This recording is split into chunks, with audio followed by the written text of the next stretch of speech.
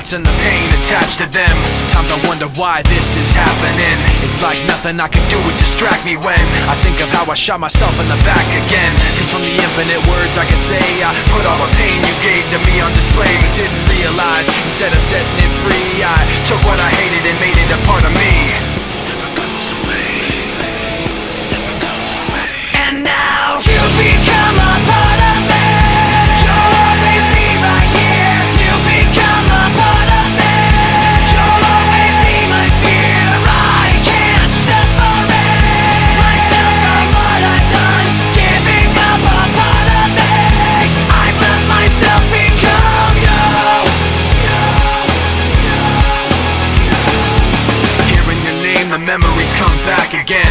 I remember when it started happening. I'd see you in every thought I had, and then the thoughts slowly found words attached to them. And I knew as they escaped away, I was committing myself to them. And every day I regret saying those things, cause now